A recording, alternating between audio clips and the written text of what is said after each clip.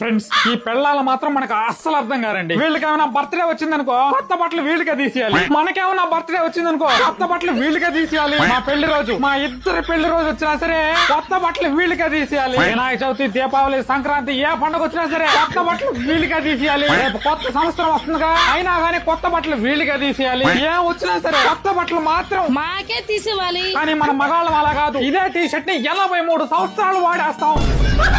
అంతెందుకు, రేపు సినిమాకి వెళ్తున్నాం, దానికి కూడా కొత్త బట్టలు వీళ్ళగా తీసేయాలి. ఏం సినిమా నాకు చెప్పనే లేదే. అవతార్ 3 వస్తుందిగా, హ్యాపీగా మన ఫ్యామిలీ అంతా ఎంజాయ్ గా వెళ్ళొచ్చు. దీంట్లో డ్రామా, యాక్షన్, ఎమోషన్ అన్ని సూపర్ ఉంటాయి. అసలు అవతార్ అంటేనే మూవీ కాదు, అదొక ఎమోషన్. అంతలా ఏముందా సినిమాలో? ఆ సినిమాలో క్యారెక్టర్లని భలే ఉంటాయి. ఇవి నా క్యారెక్టర్ పేర్లు కూడా మన ఇండియన్ కల్చర్, సాంస్క్రిట్ నుంచే తీసుకున్నటువంటి మన కల్చర్ ని రిఫరెన్స్ గా తీసుకొని చేశారంటే చాలా బాగుంటదేమో కదా. అయినా అవతార్ 1, 2 సినిమాలకైతే పిచ్చ ఫ్యాన్ నేను. అవతార్ 3 సినిమా కూడా డిసెంబర్ 19 వచ్చేస్తుంది. అందుకే ఆల్రెడీ టికెట్లు కూడా బుక్ చేసేసా. అసలు మిస్ అయ్యేదే లేదు. మరి నాకు కొత్త డ్రెస్ తీస్తున్నారుగా.